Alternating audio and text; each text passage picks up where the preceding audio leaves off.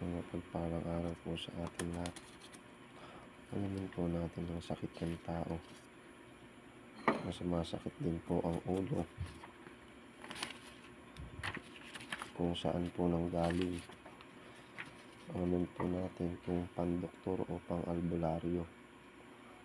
Ang sanhi ng pananakit ng ulo niya. Tignan po natin sa ating tawa sa papel.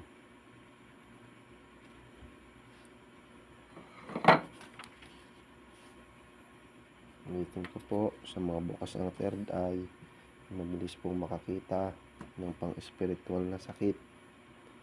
O bali dito po, may pang-spiritual din pong sakit ng tao at may pang-material. So puro lamig po o pinasok ng lamig at hindi makalabas ang sipon. Kaya sumasakit ang kanyang ulo. God bless po sa ating lahat.